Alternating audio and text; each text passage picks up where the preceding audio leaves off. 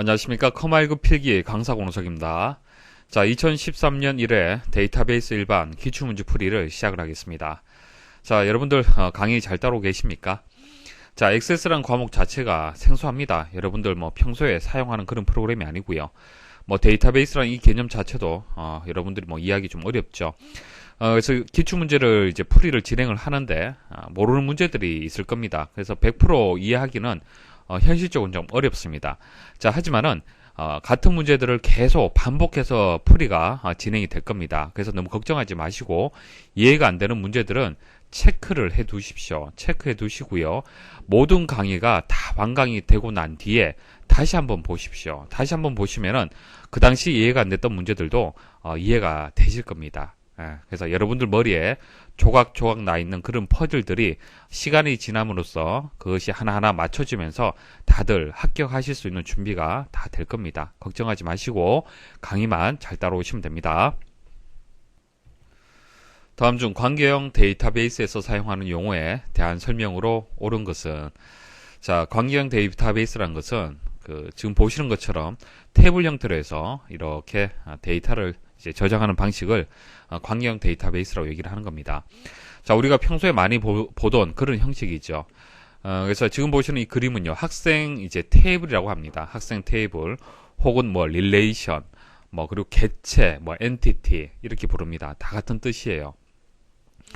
자, 여기서 이제 행이 있고 이제 열이 있습니다. 자, 열은 이거 학번 속성, 이름 속성, 주소 속성, 성별 속성이라고 얘기합니다. 어트리뷰트라고 얘기를 하고요. 열, 보통 우린 필드 그렇게 부르죠. 다 같은 뜻으로 보시면 됩니다. 그 다음 행이 있죠. 행. 자, 행은요, 레코드라고 부르고요. 또 다른 말로 튜플이라고 얘기합니다. 튜플. 자, 같은 뜻으로 기억을 하시면 되고요. 그리고 이제 속성 중에서 특별한 속성이 있죠. 레코드들을 유일하게 식별할 수 있는 속성이 있습니다. 그것을 우리는 기본키 혹은 주키, 주식별자, 프라이머리 키라고 합니다. 자, 여러분들이 가지고 있는 아이디 있죠. 아이디나 학번 같은 경우에는 절대 중복되지 않을 겁니다. 그리고 그 학번이라든지 아이디가 없는 사람은 없을 거예요. 그렇죠? 여러분들 학교에 소속이 돼 있다 그러면은 이제 학번이 다 있을 겁니다.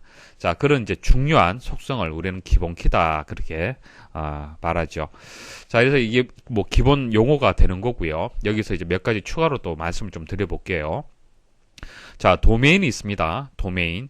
자, 도메인이 뭐냐면은 한 속성에 나타날 수 있는 값들의 범위, 집합을 얘기를 하는 거예요. 예를 들어서 성별이라는 속성이 있잖아요. 성별의 속성의 도메인은 어떻게 되겠습니까? 두 가지 중에 한 가지죠. 남 아니면 여자잖아요. 그쵸? 그래서 남여가 도메인이 되는 겁니다. 어려운 얘기 아니죠. 자, 차수, 디그리는요, 속성들의 수입니다. 하나, 둘, 셋, 넷. 됐습니까? 이게 차수예요. 자, 카디널리티는 튜플들의 수예요. 여기서는 1, 2, 3이 되겠네요. 자, 그런데 용어들이 조금 어려울 수가 있는데 암기하는 방법 말씀을 드릴게요. 일단 튜플이 좀 생소할 수가 있는데 튜플의 T자 한번 생각해 보십시오. 자, 먼저 왼쪽에서 오른쪽으로 가로로 T가 그려지지요. 그래서 가로 하나, 둘, 셋, 가로를 튜플이라고 하는 겁니다. 자, 차수 디그리는요, D 이렇게 입력을 하죠. 위에서 아래로. 그래서 하나, 둘, 셋, 넷. 자, 이것을 차수라고 하는 겁니다. 자, 카디널리티, 키역을 한번 보십시오. 자, 키역 보시면은 왼쪽에서 오른쪽으로 가로죠. 자, 튜플의 수를 얘기를 하는 거예요. 자, 이런 식으로 기억을 하시면은 실수하지 않으실 겁니다. 자, 보기 한번 보도록 하죠. 자, 도메인은 테이블에서 행을 나타내는 말로 레코드와 같은 의미입니다. 자, 레코드와 같은 말 뭐죠? 튜플입니다. 자, 튜플, 하나의 속성이 취할 수 있는 값의 집합, 이거 바뀌었네요. 1번하고 2번하고. 자, 3번, 속성. 테이블에서 열을 나타내는 말로 필드와 같은 의미다. 열, 필드 맞습니다. 3번이 정답이네요. 자, 차수, 디그리. 한 릴레이션에서 튜플의 개수. 자, 이거 개수 뭐죠? 카디널리티죠. 자, 그래서 3번이 정답이 되겠습니다. 다음 중 레코드가 추가될 때마다 시스템에서 자동으로 값을 입력해주며 업데이트나 수정이 불가능한 데이터 형식은, 자, 정답은 1년 번호입니다. 자, 1년 번호는 1, 2, 3. 자, 여기 보시는 것처럼 숫자가 자동으로 일씩 증가되는 그런 데이터 형식을 말하는 겁니다. 자, 테이블 하나 만들어 볼게요. 자, 만들기에 가서 자, 테이블 디자인 가겠습니다. 여기서 필드 이름하고 데이터 형식을 넣어주시면 되는데 여기에 뭐 id라고 한번 넣어 볼게요. 자, 그리고 데이터 형식을 1년번호로 하겠습니다. 그리고 이름. 자, 이름은 텍스트로 정의하면 되겠죠. 자, 레코드를 한번 넣어 보겠습니다. 자, 레코드를 한번 넣어 볼게요. 자, 여기 아이디는 입력하지 않겠습니다. 입력하지 않고요. 이름만 한번 입력을 해 볼게요. 자, 이름을 입력하려고 보니까 어떻습니까? 자동으로 1이라는 숫자가 입력이 되었습니다. 자, 다시 제가 이름만 입력을 했는데 자동으로 또 아이디가 이 값으로 숫자가 입력이 되었네요. 자, 이게 1년번호로 정의를 했기 때문에 그래요. 자, 1년번호는요 수정할 수가 없습니다. 수정하려고 해도 안 되고요. 자, 어려운 문제 아니죠. 3번이 정답이 되겠습니다. 다음 중 폼에서 Alt T키를 눌렀을 때 폼에 삽입된 단추 컨트롤을 클릭했을 때와 동일하게 동작하도록 설정하는 방법은 자, 폼에 단추를 하나 이렇게 만들었습니다. 명령 단추를 하나 만들었는데 자, 이 컨트롤을 클릭을 했을 때하고 동일하게 이제 단축키를 한마디로 단축키가 되겠죠. 단축키를 만드는 방법을 지금 얘기를 하는 겁니다. 자, 클릭을 했을 때 보통 마우스를 이용해서 클릭을 해야 되는데 마우스를 이용하지 않고 단축키를 이용하는 경우 자, 어떻게 하냐면은 자, 캡션은 이제 단추에서 보여지는 이름이 되겠죠. 지금 현재 단추라고 이름이 정해져 있는데요. 캡션의 값이 이제 단추가 되는 겁니다. 자, 이 캡션 뒤에다가 해서 t를 입력을 해주시면 돼요. 이렇게 t라고 입력을 하게 되면은 보시는 것과 같이 자, 캡션에 원래 입력되어 있는 단추하고요. 뒤에 t하고 언더바가 이렇게 생깁니다.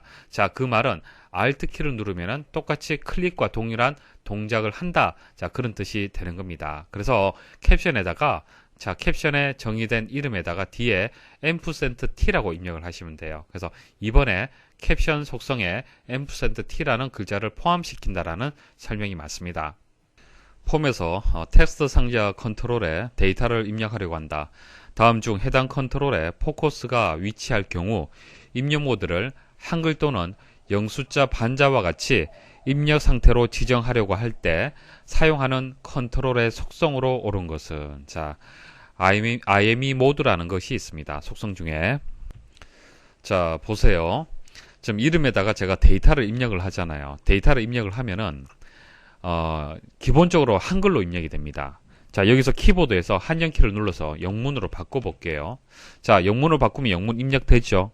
자, 근데 다른 위치에다가 제가 다시 한번 입력을 하면요. 또 한글로 바뀌어져 있어요. 그러니까 기본은 일단 한글이 되는 겁니다. 자, 근데 데이터를 영문으로만 계속 입력해야 될 경우 자, 그럴 때는 이 한글이 불편하죠. 자, 그럴 때 어떻게 하냐면은 기본값을 영문으로 줄 수 있습니다. 아래쪽에 보시면은 IME 모드가 현재 한글로 되어 있습니다. 그래서 한글로 기본적으로 입력이 되는 겁니다. 자, 이것을 영숫자 반자란 게 있습니다. 자, 영숫자 반자로 한번 바꿔보십시오. 자, 바꿔보시면은 기본적으로 영문으로 입력이 돼요. 자, 한글로 바꾼다 하더라도 다음에는 영문으로 입력이 됩니다. 자, 4번이 정답이 되겠습니다. 테이블에서 이미 작성된 필드의 순서를 변경하려고 할 때 옳지 않은 것은 자, 필드의 순서를 변경하는 거 보여드리겠습니다.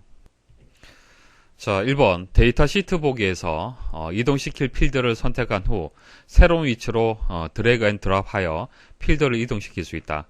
자, 데이터 시트 보기가 있고 디자인 보기가 있습니다. 자, 데이터 시트 보기에서는 데이터를 입력할 수 있어요. 자, 여기서 필드를 하나 선택을 해서 마우스로 한번 제가 자, 이름 앞으로 한번 이동을 해 볼게요. 자, 이렇게 드래그 앤 드롭을 하게 되면은 이동을 할 수가 있습니다. 순서를 바꿀 수 있어요. 자, 1번은 맞죠. 자, 2번 디자인 보기에서 이동할 필드를 선택한 후 새로운 위치로 드래그 앤 드롭하여 필드를 이동시킬 수 있다. 같은 설명인데 자, 보세요. 자, 이름을 선택을 하고요. 제가 위쪽으로 이동을 해 볼게요. 위치 바뀌었죠. 2번도 맞습니다. 자, 3번 디자인 보기에서 한 번에 여러 개의 필드를 선택한 후 이동시킬 수 있다. 자, 주소하고 연락처를 같이 선택을 해 볼게요. 그리고 이것을 이동을 해 보겠습니다. 그럼 주소하고 연락처가 같이 이동이 되죠. 4번 데이터 시트 보기에서 잘라내기와 붙여넣기를 이용하여 필드를 이동시킬 수 있다. 보통 우리가 많이 사용을 하는 그 방식이죠. 자, 보통 잘라내기는 컨트롤 X, 붙여넣기는 컨트롤 V입니다. 자, 하지만 일단 오른쪽 버튼 한번 클릭을 해볼게요. 자, 클릭을 하면은 관련된 그런 메뉴가 없습니다. 보통은 오른쪽 버튼 클릭을 하면은 뭐 잘라내기, 붙여넣기, 복사하기가 나오잖아요. 없습니다. 그리고 키보드에서 컨트롤 X 한번 눌러보세요. 그리고 컨트롤 V 한번 눌러보시면 아시겠지만은 여기서는 잘라내기하고 붙여넣기가 이제 기능이 이제 허용이 안 됩니다. 그래서 4번이 정답이 되겠습니다.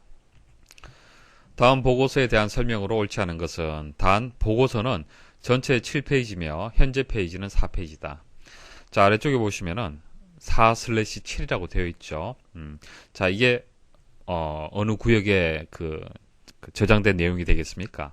이것은 페이지 바닥글이 되겠죠. 각 페이지마다 표시가 되어야 되기 때문에. 자, 그래서 이런 유형의 문제들이 많이 나옵니다. 문제를 보시면은 이게 보고서에서 어떤 구역을 얘기를 하는 거구나 판단할 수 있어야 됩니다. 자, 그리고 제품별 납품 현황은 뭐죠? 이건 뭘까요? 이것은 보고서 머리글이 아닙니다. 페이지 머리글이죠. 왜? 지금 현재 4페이지인데도 표시가 되었잖아요. 만약 이게 보고서 머리글이라면은 이제 첫 번째 페이지에 상단에 한 번만 표시가 돼야 됩니다. 이해하시겠죠? 자, 그리고 그룹화가 되어 있네요. 자, 그룹 본문이고요. 그 다음 이제 그룹 머리글. 자, 그룹 바닥글이 되겠네요. 그룹 머리글, 그룹 바닥글로 보여집니다. 자, 이 정도 판단을 하시면 문제 풀이가 쉬울 겁니다. 1번, 제품별 납품 현황을 표시하는 제목은 보고서 머리글에 작성하였다. 금방 말씀드렸다시피 보고서 머리글이 아니고 페이지 머리글이 되는 겁니다. 뭐 나머지는 보실 필요가 없겠죠. 자, 그래서 1번이 바로 판단되실 건데 나머지도 한번 보도록 하겠습니다. 2번, 그룹화 및 정렬 옵션 중 같은 페이지에 표시 안함을 설정하였다. 자, 보고서인데요. 보고서 보시면은 그룹화가 현재 되어 있습니다. 그룹 머리글 본문 나와 있고요. 그룹 바닥글로 되어 있습니다. 자, 아래쪽으로 내려 보시면은 이 부분 잘 보십시오. 지금 영동이라는 부분이 레코드가 2개만 지금 여기서 1페이지에서 보여지고요. 나머지는 2페이지에서 보여지죠. 자, 하나의 그룹이 레코드의 개수가 많을 때 이렇게 나뉘어서 2페이지로 나뉘어서 이렇게 출력이 되었습니다. 자, 이 부분에 대한 설정이 되는 겁니다. 자, 보고서 디자인 도구에 디자인에 가시면 그룹화 및 정렬이 있습니다. 지금 그룹화가 되어 있잖아요. 그죠? 그룹화 정렬에서 여기 자세히 버튼을 눌러 보시면요. 같은 페이지에 표시 안함 보이십니까? 같은 페이지에 표시 안함이 지금 선택이 되어 있죠. 자, 같은 페이지에 표시 안함 이게 무슨 얘기냐면은 조금 전처럼 이제 그룹화 됐던 그 내용들이 꼭 같은 페이지에만 표시를 한다는 것이 아니란 얘기예요. 같은 페이지에 꼭 출력이 될 필요가 없다는 얘기입니다. 자, 반대인 경우를 보여드리면 이해가 쉬울 겁니다. 자, 전체 그룹을 같은 페이지에 표시, 만일 이것을 선택을 하잖아요. 자, 이것을 선택을 하면요. 조금 전에는 아래쪽에 보면은 레코드 일부분이, 그룹의 일부분이 표시가 되어 있었죠. 그런데 그 내용을 한 페이지에 다 출력을 못하기 때문에 다음 페이지에 영동의 값이 출력이 된 겁니다. 그러니까 그 그룹의 내용을 한 페이지에 전체가 출력될 수 있도록 하겠다는 그런 설정이 되는 겁니다. 자, 하지만 일반적으로는 같은 페이지에 표시 안함. 자, 같은 페이지에 꼭 표시할 필요는 없잖아요. 그죠? 자, 이어서 다음 페이지에 연결해서 출력을 하면 됩니다. 그래서 기본값은 이렇게 선택이 되어 있습니다. 자, 그러면은 보고서에서 페이지 마지막 부분을 잘 보시면 돼요. 여기 D7에 대한 그룹에 대한 레코드가 하나의 레코드만 인쇄가 되었죠. 만약 이게 끝이라면 분명히 납품 건수라고 해서 그룹 바닥글도 같이 표시가 되어 있어야 될 겁니다. 자, 그래서 그룹 바닥글이 없다는 얘기는 레코드가 출력이 더 돼야 된다는 얘기가 되겠죠. 그럼 다음 페이지에 이어서 출력이 될 겁니다. 자, 그것은 같은 페이지에 표시 안함이 설정되어서 그런 겁니다. 자, 2번이 맞는 설명이고요. 3번, 제품 코드에 대한 그룹 머리글과 그룹 바닥글을 모두 만들었다. 자, 제품 코드에 대해서 머리글, 바닥글 맞습니다. 제품 코드와 제품명을 표시하는 컨트롤에 중복 내용 숨기기 속성을 예로 설정했다. 자, D5하고 뭐 그리고 커플라 이런 것들이 제품 코드가 제품명이잖아요. 분명히 여기도 입력이 돼야 되는데 입력이 생략되었죠. 왜 그렇습니까? 보통 그룹화한 이 값은 반복해서 출력이 되기 때문에 생략하는 경우가 일반적입니다. 자, 그래서 이것은 중복 내용 숨기기란 게 속성이 있어요. 그것을 예로 설정을 하면 됩니다. 다음 중 외부 데이터 가져오기 기능을 이용하여 액세스로 가져올 수 없는 데이터 형식은, 자, 액세스에서 외부로 내보내기를 할 수도 있고요. 외부에 있는 형식을 또 가져오기 할 수 있습니다. 외부 데이터 가져오기 할 수 있어요. 자, 이게 호환이 맞아야겠죠. 호환이 맞아야만 가지고 오고 내보낼 수가 있을 겁니다. 무조건적으로 모든 형식에 맞춰서 내보내기 하거나 가져오기 할 수는 없습니다. 분명히 제한은 있습니다. 자, 액세스란 프로그램 특성 자체가 데이터베이스 프로그램이잖아요. 그죠? 그래서 데이터베이스 프로그램과 유사한 형식들은 대부분 다 이제 호환이 다 될 거고요. 그 외에도 호환이 되는 게 있고 안 되는 게 있습니다. 그것을 잘 판단을 하셔야 돼요. 일단 외부 데이터 가져오기란 것은 액세스 파일, 엑셀 파일, 텍스트 파일, HTML 파일 등의 데이터를 액세스 테이블로 만드는 작업이에요. 여기 메뉴 보시면은 외부 데이터에 가서 형식 여러 가지가 있습니다. 여기 없는 것은 기타 누르시면 또 선택을 할 수가 있습니다. 자, 그리고 가져온 데이터를 변경해도 원본 데이터에 영향을 미치지 않는다. 요거 하나 또 기억을 하십시오. 그냥 액세스에서 외부 데이터 A라는 데이터를 가지고 왔어요. 자, 가지고 오면은 액세스 내에 이게 복사본이 하나 만들어진다고 보시면 돼요. 그러니까 원본을 훼손하지 않습니다. 자, 이 복사본을 삭제를 하든 수정을 하든 이 원본은 훼손되지 않아요. 영향이 없습니다. 자, 그럼 외부 데이터 가져오기 형식이 여러 가지 많은데요. 그거 일일이 다 암기하시면 좀 어렵습니다. 이해를 하시는 게 좋아요. 한번 생각을 해보죠. 일단 액세스란 프로그램 자체가 MS 계열입니다. 그래서 MS 계열은 대부분 가지고 올 수 있다. 그렇게 생각을 하시면 됩니다. 그래서 액세스, 당연하죠. 엑셀, 아웃룩, ODBC 데이터베이스라는 게 있습니다. 이런 것들 가져올 수 있습니다. 그리고 국제표준. 자, 국제표준이라는 것은 많이 이용한다는 얘기죠. 자, HTML, XML, 텍스트 파일. 자, 이런 것들은 국제표준입니다. 자, 그리고 예전에 DBMS. 액세스란 프로그램 자체가 DBMS가 되는 겁니다. 데이터베이스 관리 시스템이에요. 그래서 예전에 사용을 했던 DBMS 종류 중에서 D베이스 그리고 파라독스라는 게 있습니다. 자, 이런 것들 이제 호환이 된다고 보시면 되고, 자, 그리고 엑셀과 같은 프로그램을 우리는 스프레드시트라고 얘기를 하죠. 예전에 사용을 주로 했던 스프레드시트 중에서 로터스 1, 2, 3이 있습니다. 이런 것들 이제 호환이 된다고 보시면 됩니다. 그래서 복이 없는 것이 이제 한글 파일이죠. 자, 한글 파일 호환이 되겠습니까? 아무래도 이건 국내용이잖아요. 그죠? 다음 중 하위 폼에서 새로운 레코드를 추가하려고 할 때 설정해야 할 폼 속성은 간단합니다. 추가라고 얘기를 했죠. 그래서 추가 가능이라는 옵션이 있어요. 추가 가능이라는 속성이 있습니다. 거기서 이제 예로 설정을 하시면 됩니다. 자, 꼭 하위 폼에만 있는 것은 아닙니다. 여기 보시면은 추가 가능, 삭제 가능, 편집 가능, 필터 사용 이렇게 나와 있는데 하위 폼에만 꼭 해당되는 것은 아니고요. 자, 일반 폼에도 속성이 있습니다. 기본적으로는 다 예로 되어 있습니다. 수정할 수 있도록 되어 있고요. 그래서 정답은 2번이 되겠습니다. 다음과 같이 페이지 번호를 출력하고자 할 때 수식으로 옳은 것은, 보통 우리가 페이지 보고서에서 3장으로 되어 있다라면 하단에 페이지 번호가 이렇게 붙죠. 그것을 여러분들이 원하는 대로 만들 수가 있습니다. 여기서는 이제 7페이지 중 1 이렇게 되어 있네요. 7이란 것은 전체 페이지를 뜻하는 것 같고요. 1은 현재 페이지를 보통 뜻하겠죠. 그리고 페이지 중이라는 것은 텍스트, 문자 열입니다. 자, 전체 페이지와 현재 페이지는요. 자, 아래쪽 한번 보십시오. 대갈로로 해서 페이지를 이렇게 묶어주시면요. 현재 페이지를 표시합니다. 현재 페이지.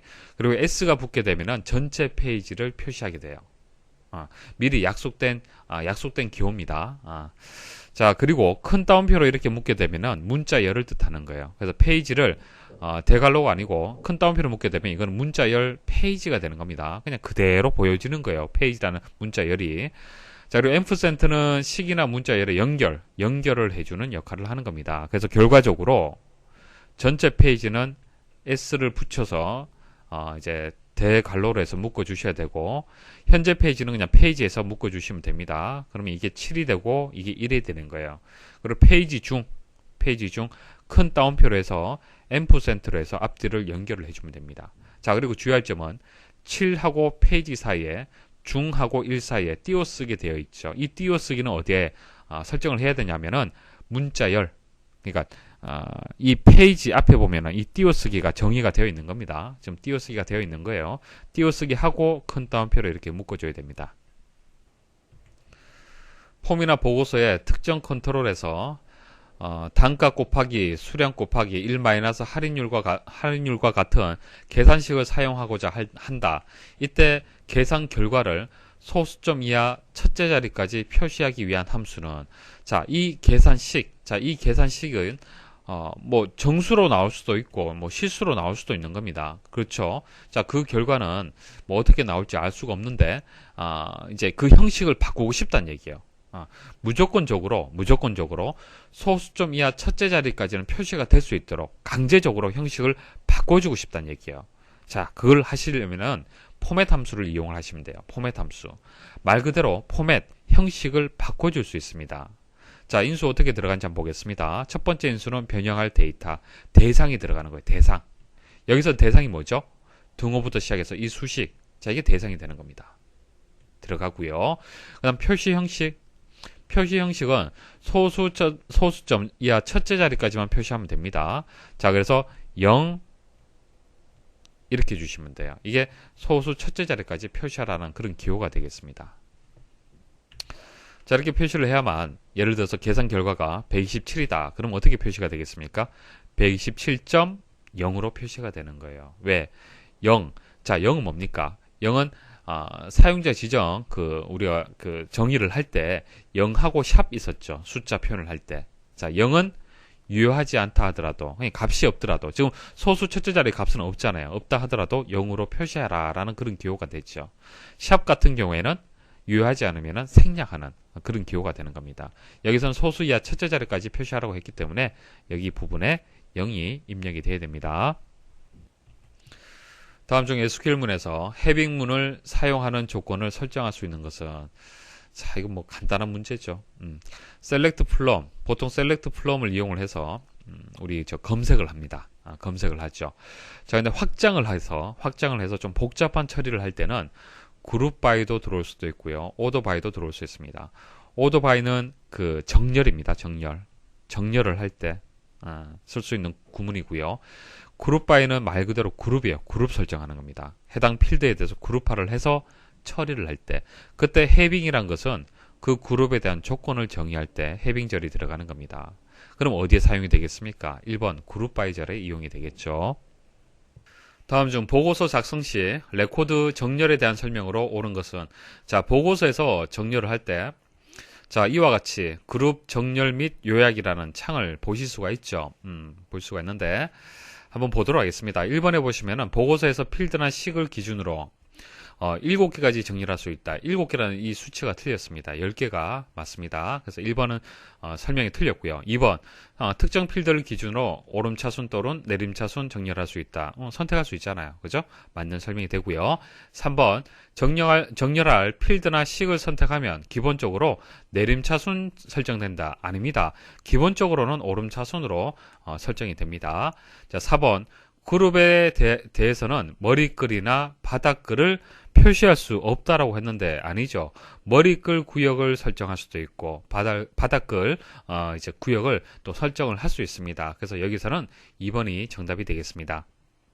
다음과 같은 회비 납부 테이블을 이용하여 월별로 납부 금액의 합계를 계산하는 SQL문으로 옳은 것은, 자, 여기 보시면 납부 1 회원 번호, 납부 금액이 있습니다. 자, 문제에서 요구하는 것은 월별로 해서 납부 금액의 합계를 구하라 그랬습니다. 그래서 1월, 자, 2월 이렇게 나뉘게 되겠네요.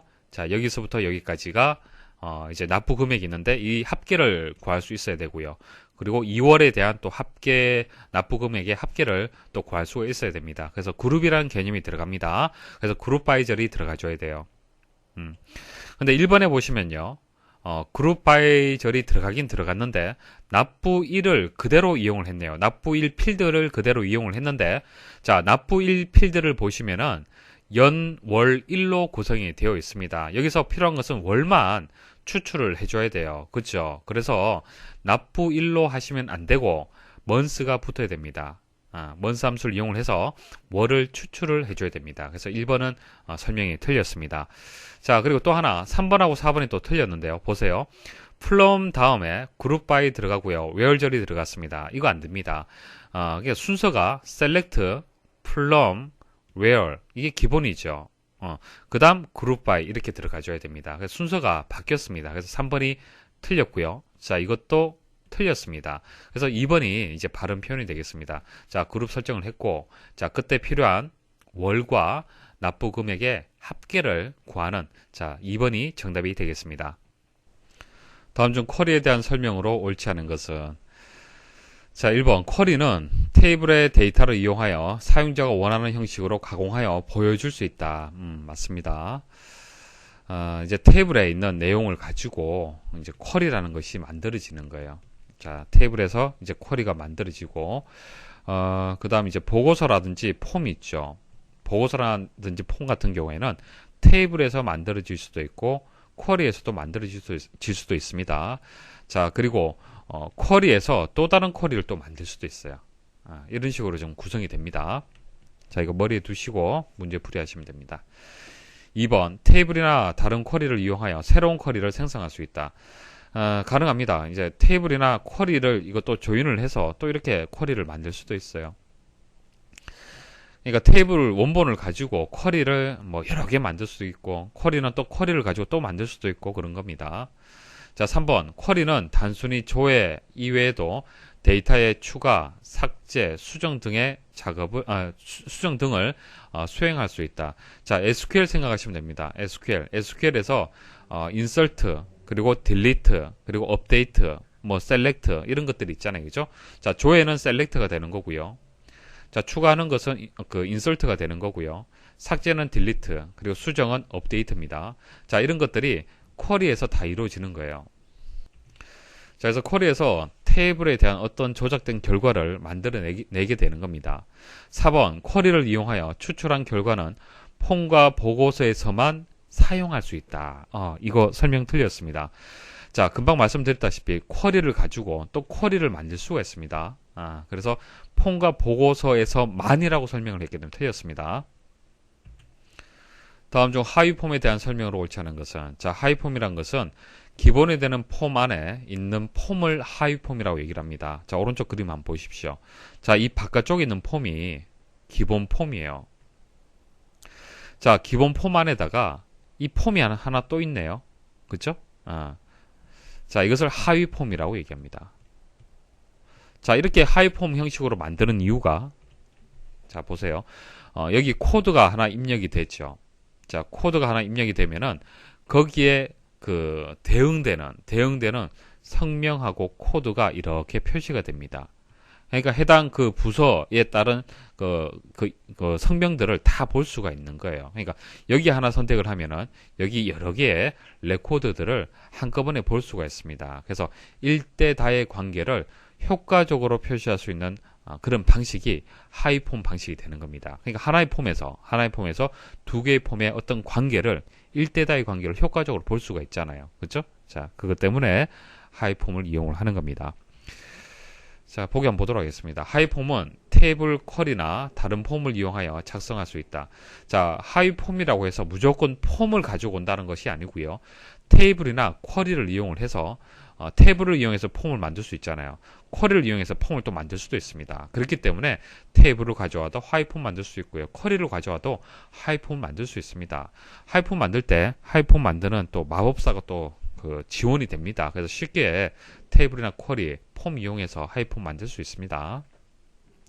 자, 2번 연결된 기본 폼과 하위폼 모두 연속 폼의 형태로 표시할 수 있다.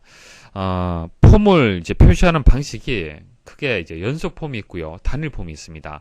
단일 폼 뭐냐면은, 폼 화면에 레코드 하나만 표시되는 거예요. 이와 같이. 하나만 표시되는 겁니다. 자, 그러면 기본 기본 폼 바깥쪽에는 어떻게 되어 있습니까? 이게 단일 폼입니까? 연속 폼입니까? 이거 단일 폼이죠. 왜? 코드라는 필드하고 부서명이라는 필드가 레코드 한 개씩 표시가 된 거잖아요. 그쵸? 자, 그래서 기본 폼하고 하이 폼이 있을 때는 기본 폼은요, 연속 폼은 안 돼요. 하나만 선택을 할 수가 있기 때문에 이제 단일 폼만 지원이 됩니다. 이거 하나 주의를 하십시오.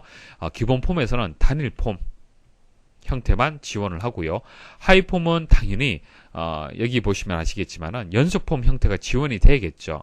여러 개의 레코드가 표시가 돼야 됩니다. 자, 1대 다의 관계가 형성이 돼야 되기 때문에 당연히 여러 개의 레코드가 한꺼번에 표시가 돼야 됩니다.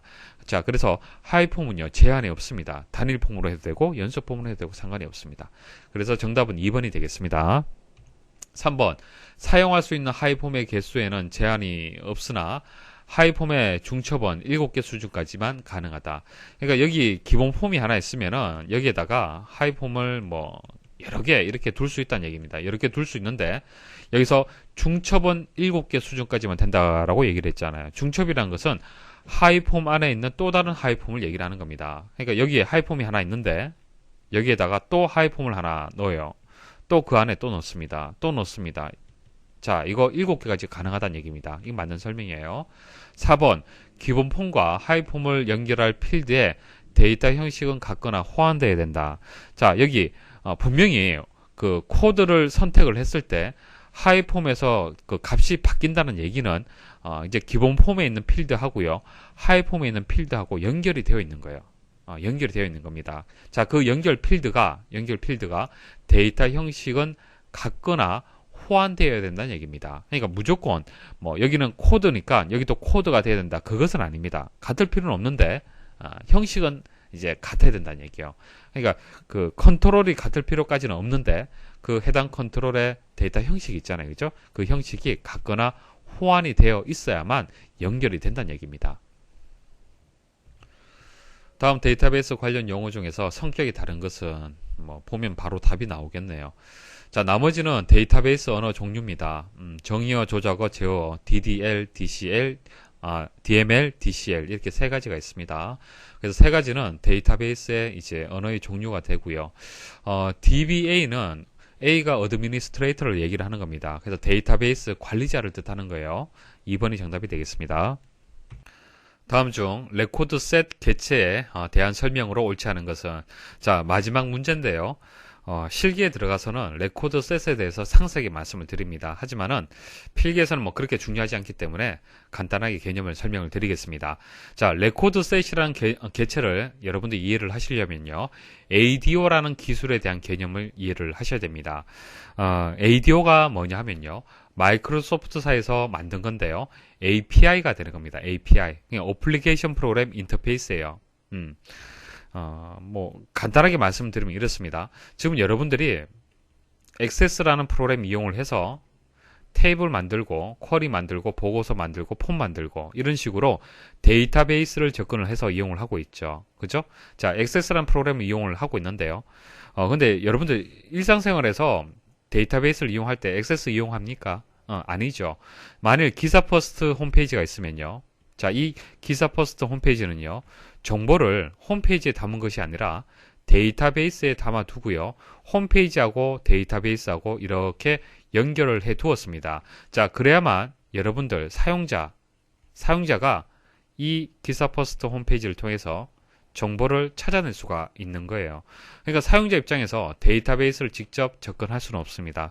그런 기술은 없어요, 여러분들한테. 그죠? 그래서 기사 퍼스트를 통해서 이 기사 퍼스트가 어플리케이션 프로그램이 되는 겁니다. 자, 기사 퍼스트를 통해서 DB에 접근을 하는데, 자, 기사 퍼스트하고 DB하고 연결하는 그 기술이 여러 가지 기술이 있는데 이 기술이 ADO라는 기술이란 얘기입니다. 아시겠습니까? 자, 그런 기술이 있다라고 보시면 돼요. 그래서 마이크로소프트에서 나온 API, 데이터베이스를 연결하는 기술이 되는 겁니다. 그래서 관계형, 비관계형 데이터베이스에 액세스하는 윈도우 응용 프로그램을 작성하도록 도와준다. 그러니까 데이터베이스에 접근할 수 있도록 도와준다는 뜻이고, 외부에서 데이터베이스를 접근하려면 ADO를 통해서 접근을 해야 된다. 데이터베이스 프로그래밍을 할 때 주로 이제 사용하는 그런 기능이 되는 겁니다. 그래서 여러분들이 데이터베이스를 이제 프로그래밍을 할 이유가 없기 때문에 그죠? ADO에 대한 개념을 여러분 잘 이해를 못할 수가 있는데, 그러니까 외부에서 접근할 때, 데이터베이스를 접근할 때 사용하는 기술이다라는 정도 이해를 하시면 됩니다. 자, 그때 나오는 개체가 커넥션이라는 개체가 있고요. 레코드 셋이라는 개체가 필요해요. 자, 커넥션이란 것은 자, 데이터베이스 하고요. 자, 응용 프로그램 하고요. 연결을 해줘야겠죠. 그래야만 이 데이터베이스에 저장되어 있는 뭐 테이블 형태로 되어 있다고 가정을 할게요. 자, 테이블 형태로 되어 있는 이 데이터를 가져올 수 있잖아요. 맞습니까? 그래서 커넥션이란 개체는요, 데이터 원본에 대해 열려있는 연결, 한마디로 연결하는 겁니다. 연결. 통로를 만드는 겁니다. 그 다음, 레코드 셋은요, 기본 테이블이나 실행된 명령 결과로부터 얻어진 데이터를 임시로 저장해두는 레코드의 집합이 되는 겁니다. 레코드 셋은 레코드의 집합을 뜻하는 건데, 실제 코드를 한번 보여드릴게요. 이거 실기 때 배우는 건데요. 모르셔도 됩니다. 개념을 제가 설명드리기 위해서 말씀을 드리겠습니다.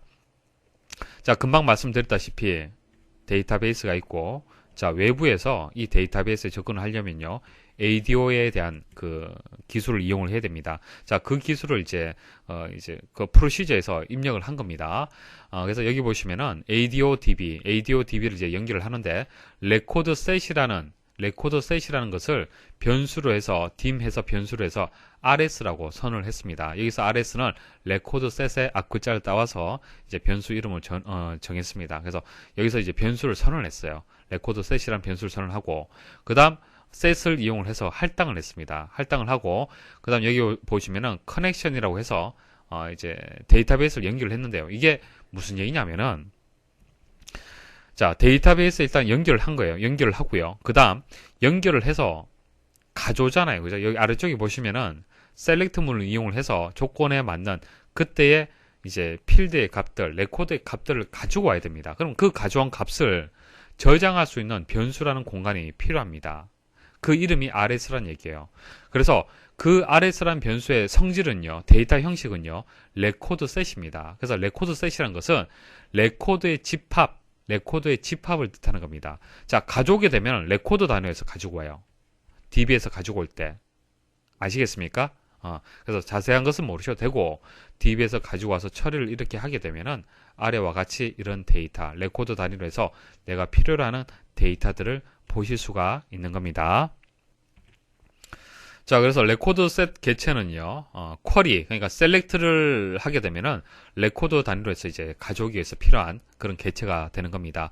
자, 공급자가 지원하는 기능에 따라서 레코드 셋, 이거 오타네요. 자, 레코드 셋의 일부 메서드나 속성을 사용할 수 없다. 레코드 셋이 그 개체지 않습니까? 개체이기 때문에 메서드하고 속성이 있습니다. 정의된 메서드하고 속성이 있는데, 자, 공급자에 따라서, 공급자라는 것은 서버가 되는 거예요. 데이터를 보유하고 있는 데이터베이스 서버가 되는 겁니다. 그러니까 그 데이터베이스의 서버의 상황에 따라서 지원을 할 수 있는 기능이 있고 할 수 없는 기능이 있는 겁니다. 그래서 레코드 셋에 여러 가지 이제 메서드하고 속성이 있는데 사용을 할 수 없을 수도 있는 거예요. 아시겠습니까? 자, 그래서 3번에 대한 보기가 일단 결론적으로 말씀을 드리면 틀렸습니다. 자, 공급자, 자, 데이터를 가지고 있는 서버가 되는 겁니다. 여러분들은 이제 클라이언트가 되겠죠. 자, 소비자가 되는 겁니다. 여러분들은. 자, 공급자가 지원하는 기능에 관계없이 레코드 셋의 속성이나 메서드를 사용할 수 있다고 얘기를 했는데 아닙니다. 사용할 수 없을 수도 있다는 얘기예요. 아시겠죠? 자, 그 다음 1번 레코드 셋 개체는 레코드와 필드를 사용하여 구성이 된다. 자, 레코드 단위로 해서 레코드는 당연히 필드로 이렇게 구성이 되잖아요. 자, 테이블에서 가져오는 레코드를 임시로 저장해두는 레코드의 집합이다. 맞고요. 자, 레코드 셋 개체는 언제나 현재 레코드의 설정 내에서 단일 레코드만 참조한다. 그러니까 레코드 단위로 해서 참조를 한다. 뭐 그렇게 이해를 하시면 되겠습니다. 그래서 정답은 3번이 정답이 되겠습니다. 자, 이와 같은 개념은 뭐 자세하게 이해를 하시려면 실기 들어가서 여러분들 배우고요. 뭐 이건 필기잖아요. 그죠? 필기이기 때문에 자, 이 정의가 틀렸고 이 정의가 맞다는 거 그렇게 정리를 하시면 되겠습니다. 다음 중 서로 관계를 맺고 있는 릴레이션 R1과 R2에서 릴레이션 R2의 한 속성이나 속성의 조합이 relation R1의 기본 키인 것을 무엇이라고 하는가. 자, 이거 전반적인 설명 한번 드릴게요. 자, 키에 대해서 말씀을 드릴게요. 자, 키는 슈퍼키, 후보키, 기본키, 대체키, 외래키가 있는데요. 중요한 것은 기본키하고 외래키가 중요합니다. 자, 주로 기본키와 외래키에 대해서 시험에 출제가 돼요. 자, 쉽게 제가 설명 좀 드려볼게요. 자, 오른쪽에 보시면요. 회원 테이블이 있습니다. 자, 회원 테이블이 있는데요. 자, 회원 테이블에서 이렇게 레코드 값이 있잖아요. 그죠? 레코드 값이 있는데요. 레코드를 구별하기 위해서 자, 속성을 알게 되면은 필드를 알게 되면은 레코드를 구분할 수가 있죠. 쉽게 학번이라는 필드를 알게 되면은 어때요? 서로 구분할 수가 있잖아요. 그렇죠? 그리고 뭐 아이디라든지 그리고 주민등록번호라든지 자, 이런 것들을 이런 필드를 알게 되면은 이런 속성들을 알게 되면은 서로 튜플들, 그냥 레코드를 구분할 수가 있는 거죠. 맞습니까? 그래서 키라는 것은 각각의 튜플들을 이제 구분할 수 있는 속성들을 이제 키라고 얘기를 하는데요. 여기서 이제 슈퍼키가 뭐냐면요. 한 릴레이션, 자, 한 테이블 내에 있는 속성들의 집합. 자, 속성은 필드라고 보셔도 되고, 릴레이션은 테이블이라고 보시면 됩니다. 자, 속성들의 집합이다. 자, 집합으로 구성된 키를 말한다. 자, 무슨 얘기냐면은, 일단 키라는 것은 튜플들이 구분이 돼야 됩니다. 자, 서로 이제 구별이 돼야 되는데, 자, 어떤 것을 가지고 구별할 수가 있겠습니까? 학번, 이름, 주소, 주민번호. 자, 이거 알고 있으면은 구별할 수 있잖아요. 구별. 그죠? 다른 레코드하고 구별할 수 있잖아요. 마찬가지. 주민번호하고 전공. 자, 이것을 또 알게 되면은 다른 레코드하고 또 구별할 수 있습니다. 자, 이런 것들이 이제 슈퍼키가 되는 겁니다. 슈퍼키. 자, 구별할 수 있으면 돼요. 그래서 유일성. 자, 유일성이라는 것은 남과 다르다는 얘기죠. 남과 다르고 다른 그 값을 이제 유일성이다. 유일성을 가지고 있다. 그렇게 얘기를 하잖아요. 그죠? 그래서 요렇게 가지고 있으면은 다른 값들하고 다르게 유일성을 가질 수가 있고요. 이렇게 또 가지고 있으면은 가능합니다. 또 이렇게 가져도 되겠죠. 한마디로 학번이라든지 주민번호만 사실 포함이 된다라면은 어떤 속성의 집합이든지 다 슈퍼키가 될 수 있는 겁니다. 이해하시겠습니까? 중요한 것은 학번하고 주민번호잖아요. 이것은 유니크하잖아요. 그죠? 다른 속성의 이제 값들하고 서로 이제 중복되는 값을 가질 수가 없잖아요. 그래서 이런 속성을 포함하고 있는 속성들의 집합을 우리 슈퍼키다 그렇게 얘기를 하고요. 자, 후보키는요. 슈퍼키 중에서 최소의 슈퍼키를 얘기를 하는 겁니다. 최소. 자, 튜플들을 레코드들을 구분을 하는데요. 속성 이런 식으로 여러 개를 합치는 것이 아니고요. 적은 최소의 속성의 집합으로 해서 구분할 수 있는 그 값들, 그 속성을 얘기를 하는 거예요. 자, 한마디로 학번, 주민번호, 학번 이 하나만으로 튜플들, 레코드들을 구분할 수가 있잖아요.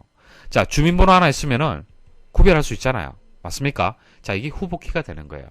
그래서 슈퍼키의 특성을 가지고 있으면서 최소성을 만족하는 경우, 최소의 속성의 집합을 얘기를 하는 겁니다. 아시겠습니까? 슈퍼키는 범위가 상당히 넓잖아요. 자, 그 다음 기본키는요. 후보키 중에서 선택한 겁니다. 자, 후보키가 이렇게 있는데요. 이 중에서 내가 적당한 값을 적당하게 기본키를 하나 선택을 하는 겁니다. 그래서 주민번호는 좀 길기 때문에 학번이 좀 짧기 때문에 아무래도 학번을 기본키로 정의하는 경우가 많습니다. 그래서 보통 기본키를 이용해서 우리가 이제 그 검색을 주로 많이 하죠. 여러분들 기사 퍼스트 사이트에 들어와서 뭐 상담을 하실 때 전화 주시면은 여러분들의 아이디를 묻잖아요. 보통. 그죠? 그래서 여러분들의 아이디가 이제 기본키예요. 기사 퍼스트 회원 이제 데이터베이스에서 테이블에서 여러분들의 아이디가 기본키가 됩니다. 그래서 여러분들의 아이디를 묻는 거죠. 왜? 기본키의 특징을 가지고 있기 때문에 중복되지 않았기 때문에 맞습니까? 자, 그래서 기본키는 후보키 중에서 선택한 키예요. 학번을 할 수도 있고 주민번호를 할 수도 있습니다. 그때 업무에 따라서 다르다는 얘기예요. 자, 이 기본키는요. 꼭 만족을 해야 될 약속이 있습니다. 중복되어서는 안 돼요. 그리고 널 값을 가질 수가 없습니다. 자, 중복돼서는 안 된다. 여러분들 아이디, 똑같은 아이디 있어서는 안 되죠. 당연한 얘기입니다. 그래서 기본키는 중복돼서는 안 돼요. 자, 그 다음 널 값을 가질 수가 없어요. 여러분들이 회원가입을 할 때 아이디 입력하지 않고 회원가입이 완료될 수 있습니까? 안 되죠. 왜?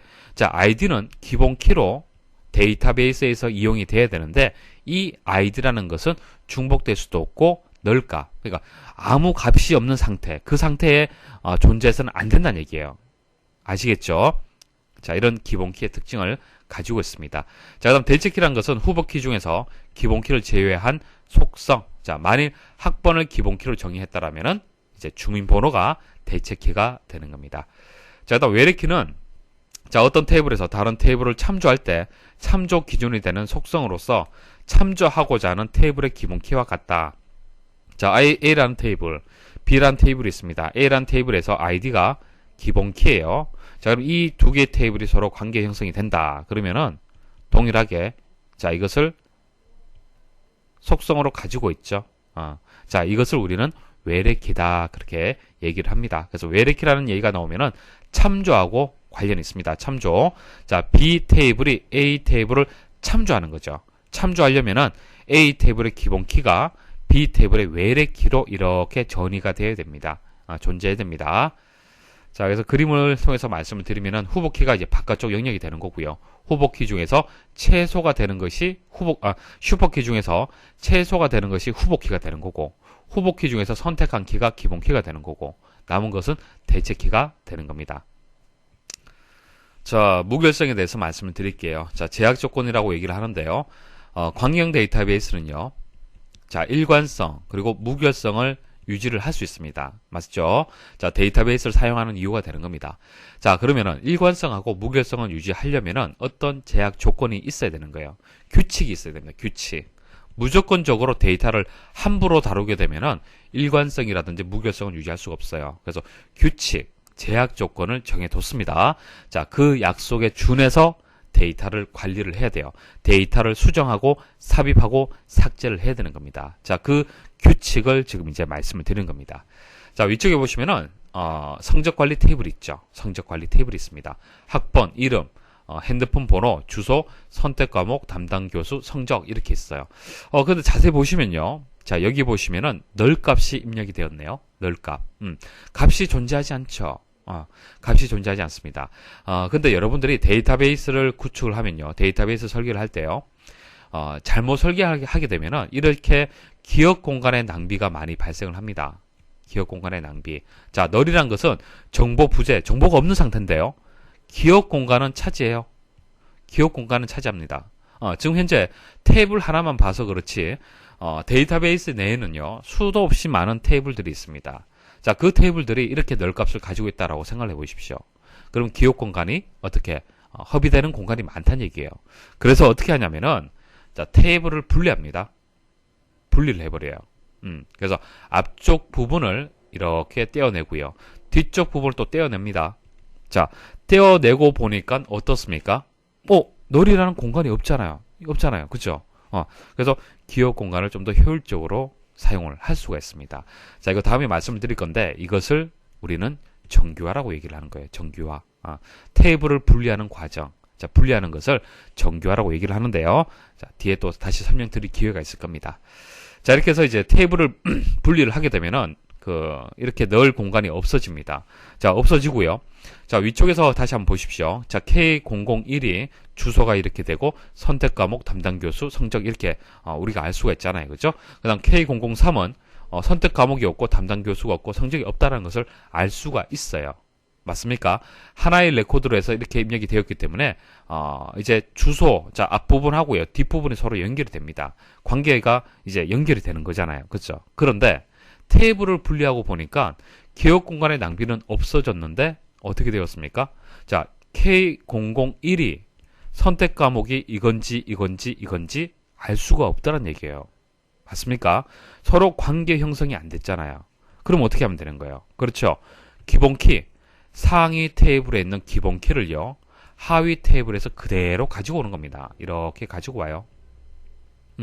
자, 이게 외래 키가 되는 거고 이게 기본 키가 되는 거죠. 이렇게 함으로써 관계 형성이 되는 겁니다. 자, 자세히 보세요. 자, 하위 테이블에서 보시면은 이게 하위가 되는 겁니다. 자, 하위 테이블에 보시면은 K001이라고 했잖아요. 학번이. 그러면은 쭉 찾으러 갑니다. 자, 학번에 가서 K001을 찾는 거예요. 찾아보니까 여기 있네요. 그렇죠? 자, 그러면 하나의 레코드 값을 그대로 가지고 올 수가 있습니다. 그래서 K001은 선택 과목이 자료 구조고 담당 교수가 박셀이고 성적이 A다라는 것을 관계 형성을 해서 알 수가 있다는 얘기예요. 그리고 K002는 또 여기 있네요. 그죠? K005도 여기 있습니다. 자, 이런 식으로 해서 이제 외래키를 이용해서 이렇게 서로 참조를 서로 할 수가 있어요. 관계 형성을 했습니다. 자, 좀 더 자세하게 말씀을 드려볼게요. 자, 앞부분 학번이 이제 프라이머리 키, 기본 키가 되고요. 자, 뒤에 부분이 이제 포린 키, 외래 키가 되는 겁니다. 자, 관계 형성을 통한 상위 테이블에 프라이머리 키가 전이가 되었어요. 자, 이게 상위 테이블이 되고 하위 테이블이 되는 겁니다. 상위 테이블에 있는 기본 키가 하위 테이블로 전이가 되었습니다. 자, 그게 외래 키가 되는 거예요. 자, 이제 참조 이제 그 무결성 말씀드릴게요. 잘 보세요. 자, 참조 무결성이란 것은 외래키는 참조하는 필드 값들 중 하나와 일치하거나 널어야 된다. 자, 무슨 뜻이냐? 잘 보세요. 자, 지금 제가 이거 설명드리는 이유가 왜 설명드리는 겁니까? 자, 데이터베이스의 특징이 일관성을 유지하고 무결성을 유지할 수 있다라고 얘기를 했는데 무조건 데이터를 함부로 다루게 되면은 자, 이것을 유지할 수가 없어요. 그래서 제약 조건이 있다는 얘기죠. 자, 그 제약 조건이 이제 무결성이라는 얘기입니다. 그래서 참조 무결성이라는 제약 조건이 있어요. 자, 이거 약속입니다. 약속. 데이터베이스를 사용을 할 때, 데이터베이스를 관리를 할 때 참조 무결성이라는 이 원칙을 위배하지 말자는 얘기예요. 그래야만 일관성하고 무결성을 유지할 수가 있어요. 자, 보세요. 자, 하위 테이블에서 K007 해서 어떤 내용 해서 하위 테이블에서 이렇게 레코드 추가할 수 있겠습니까? 없겠습니까? 없어요. 왜 없습니까? 자, K007이 상위 테이블에 있습니까? 참조를 해야 되는데 없더란 얘기죠. 한마디로 K001이라는 사람 자체가 없어요. 그 사람이 없습니다. 학번 자체가 없는데 어떻게 과목을 선택을 하고 담당 교수가 있고 성적이 있을 수가 있겠습니까? 이해하시겠습니까? 자, 이게 참조 무결성이에요. 참조 무결성. 그래서 외래키는 참조하는 필드 값들 중 하나와 일치해야 됩니다. 그러니까 K001, 2, 3, 4, 5 이 중에 있어야 돼요. 그래야만 참조할 수 있잖아요. 자, 혹은 널 값은 괜찮습니다. 널 값. 학번 자체가 아직 부여가 되지 않아서 비워두는 경우 있을 수 있습니다. 비워두고 나머지 값을 입력할 수는 있어요. 아시겠습니까? 그래서 이것은 상관이 없는데 만일 값이 존재하려면은 같아야 된다는 얘기예요. 자, 이게 참조 무결성의 원칙이 되는 겁니다. 자, 이것을 지켜야 되는 거예요. 자, 그다음 개체 무결성. 자, 개체라는 것은 뭡니까? 자, 이게 개체가 되는 거죠. 테이블. 이것도 하나고요. 이것도 개체가 되는 거고요. 자, 개체나 테이블이나 같은 뜻으로 보시면 됩니다. 그러니까 이거 하나에 있어서 약속이 되는 겁니다. 무결성. 자, 한 테이블의 기본키를 구성하는 어떠한 속성값도 널이거나 중복값을 가질 수 없다. 자, 이거 기본키 말씀드렸을 때 설명을 드렸었죠. 자, 기본키라는 것은 아이디입니다. 여러분들한테 아이디가 되는 거예요. 여기서는 학번이 되겠죠. 자, 학번은요, 널 값이 존재해서는 안 됩니다. 자, 외래키는 상관이 없어요. 외래키는 상관이 없어요. 자, 이 학번이라는 것이 기본키가 아니잖아요. 여기서는. 기본키인지 아닌지 모른다는 얘기입니다. 그래서 학번이 외래키라는 것은 일반 속성의 특징을 그대로 가지고 있습니다. 그러니까 일반 속성이라는 것은 값을 가지지 않을 수도 있어요. 없을 수도 있습니다. 자, 그런데 기본키라는 것은 특수한 목적을 가지고 사용을 하기 때문에 어떤 그 조건이 있다는 얘기예요. 그러니까 널 값을 가져서는 안 된다는 얘기입니다. 그래서 여러분들 회원 가입을 할 때는 무조건적으로 아이디는 무조건적으로 입력을 해야 돼요. 그래서 널이 되어서는 안 되고 그다음 중복도 안 되죠. 여러분들 아이디 중복 체크하잖아요. 그렇죠? 그래서 널이 되어서는 안 되고 중복값을 가질 수가 없습니다. 자, 여러분들 회원 가입을 할 때 아이디 생각하시면 이해가 쉬울 겁니다. 자, 그래서 개체 무결성이라고 얘기를 하는 거예요. 자, 참조 무결성하고 개체 무결성이 주로 나옵니다. 참조란 것은 개체가 이렇게 두 개 있을 때 참조란 얘기 나오죠. 관계란 얘기가 나오지 않습니까? 그래서 참조 무결성은요, 외래키하고 관련이 있습니다. 외래키. 자, 근데 개체 무결성은 테이블 한 개를 지금 얘기를 하는 거죠. 개체 무결성은. 그래서 테이블 한 개에서 지켜야 될 약속은요, 기본키하고 관련이 있습니다. 기본키. 그래서 한 테이블의 기본키를 구성하는 어떠한 속성값도 널이거나 중복값을 가질 수 없다. 자, 꼭 기억을 하셔야 됩니다. 참조 무결성, 개체 무결성. 자, 도메인 무결성은 각 속성값은 반드시 정의된 도메인에 속한 값이어야 된다. 자, 성적이 A에서 F까지 있다라고 도메인이 있잖아요. 그죠? 값의 범위가 있습니다. 그러면 A에서 F까지의 값만 넣어야 되는 거예요. 자, 이게 도메인 무결성이 되는 겁니다. 자, 이것은 뭐 시험에 잘 나오진 않는데요. 자, 이 두 개를 꼭 기억을 하셔야 됩니다. 자, 그래서 설명 들어보시면 아시겠지만 이제 정답이 이제 외래키가 되는 겁니다. 문제를 보고 바로 답을 찾는 요령은요. 일단 외래키라는 것은 관계라든지 참조라든지 기본키에 대한 설명이 나옵니다. 그런 설명이 나오면은 외래키가 되는 거고요. 대체키, 후보키, 슈퍼키는 이런 설명하고는 무관합니다. 다음 중 보고서에 원본으로 사용할 수 없는 것은, 자, 보고서든 폼이든 마찬가지입니다. 자, 이 보고서라든지 폼이라든지 만들어지려면은 테이블이나 쿼리를 이용을 해서 만들어질 수밖에 없습니다.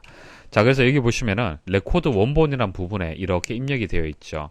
그래서 쿼리나 테이블을 그냥 하나 가지고 와서 만들 수도 있지만은 내가 필요한 것들만 셀렉트를 해서 가져와서 만들 수도 있겠죠. 그때는 이렇게 SQL문이 들어가 주는 겁니다. 그리고 폼 하나 볼까요? 폼에 여기 보시면 레코드 원본에 지역 정보라고 되어 있죠. 이 지역 정보라는 것은 이제 테이블이나 쿼리를 그대로 이렇게 이용하는 경우가 되겠습니다. 자, 그래서 SQL 구문이라든지 쿼리 테이블은 맞는데 폼은 아닙니다. 자, 항상 생각을 하셔야 될 게 테이블을 이용해서 쿼리 만들 수 있습니다. 그리고 쿼리를 이용해서 또 쿼리 만들 수 있고요. 자, 테이블과 쿼리를 이용을 해서 또 쿼리를 만들 수 있습니다. 그러니까 쿼리는 얼마든지 다양하게 테이블이나 쿼리를 이용해서 만들 수가 있어요. 근데 폼하고 보고서 있죠. 폼하고 보고서는 조금 다릅니다. 이것은 테이블이나 쿼리를 이용해서 만들 수가 있는데 폼을 이용해서 보고서를 만들 수 있는 것은 아닙니다. 다음 중 함수에 대한 설명으로 옳지 않는 것은, 자, 1번 라운드 함수. 자, 라운드 함수는 엑셀에서도 나오는 함수죠. 말 그대로 반올림 하는 거예요. 반올림. 자, 라운드에서 이제 인수가 이렇게 두 개 들어갑니다. 대상이 하나 들어가고, 그리고 소수 자릿수. 어디서 반올림 할 거냐? 소수 자릿수가 이렇게 들어갔죠. 그래서 반올림하는 함수가 맞습니다. 자, 그 다음 뒷섬이 나오는데, 자, 뒷섬은 그 도메인 함수인데요. 같이 설명을 드릴게요. 일단 썸이라는 함수는 그냥 합을 구하는 거잖아요. 자, 필드가 들어가면은 이 필드의 합을 구하는 겁니다. 근데 조건이 붙는 경우가 있죠. 조건. 자, 그래서 뒷섬이라고 해서 인수, 도메인, 조건 이렇게 세 가지가 들어갑니다. 일단 조건이라는 것은 들어갈 수밖에 없겠죠. 자, 조건이 들어가고요. 여기서 도메인이라는 것은 테이블이나 쿼리를 뜻하는 겁니다. 자, 일단 어떤 범위가 있어야겠죠. 그 범위에서 조건대로 처리를 했을 때 그때 해당 합을 구할 인수. 자, 이게 또 필드가 들어갑니다. 그 해당 필드에 값이 계산이 되겠죠. 예를 들어서 단가다. 그러면 단가에 또 합을 계산을 해서 또 구할 수가 있을 겁니다. 자, 그래서 형식은 다 동일합니다. D-average, D-min, D-max, D로 시작하는 이 함수들은 다 형식은 동일해요. 자, 그래서 이 부분 합계, 평균, 최소값, 최대값, 그러니까 조건에 맞는 각각의 인수에 대한 이제 도메인 함수의 이름에 맞도록 계산이 되는 겁니다. 그래서 뒷섬이라는 것은 지정된 레코드 집합. 자, 여기서 지정된 레코드 집합이라는 것이 도메인을 뜻하는 겁니다. 테이블이 될 수도 있고 쿼리가 될 수도 있겠죠. 자, 해당 필드 값에 해당 필드 인수를 뜻하는 거예요. 해당 필드 값의 합계를 계산할 수 있다. 자, 이 범위에서 내가 원하는 그때 필드의 합계를 계산할 수 있다. 이거 맞는 설명입니다. 자, 인스트링은요, 이제 문자열에서 특정한 문자 또는 문자열 위치를 찾을 수가 있습니다. 예를 들어서 KOREA라고 입력이 되죠. 자, 이렇게 입력이 되고, 여기에는 찾는 문자가 R이다. 그러면은, 이렇게 되겠죠. 자, 인스트링 하게 되면 이것은 결과값이 하나, 둘, 셋, 세 번째 있기 때문에 3이 되는 겁니다. 자, 문자열의 위치를 찾는 겁니다. 그래서 이것도 맞는 설명이고, 자, 4번에 value라는 게 나오는데 value는 없습니다. value 없고요. VAL은 있습니다. VAL. 그래서 여기에다가 숫자형 문자형 숫자가 들어가면은 이것을 숫자로 바꿔주는 거예요. 자, 이게 또 무슨 얘기냐면은 이제 1, 보통 우리 1이라고 하면은 이거 숫자죠. 숫자인데 큰 따옴표로 묶게 되면 이거 뭡니까? 문자예요, 문자. 그죠? 자, 이런 형식의 그 문자형 숫자들이 있습니다. 이것을 순수한 계산할 수 있는 숫자로 바꿔야 될 경우가 있습니다. 그때는 이제 VAL 함수를 이용하면 됩니다. 그래서 4번이 정답이 되겠습니다. 자, 여기까지 해서 기출문제 풀이를 마치도록 하겠습니다. 수고하셨습니다.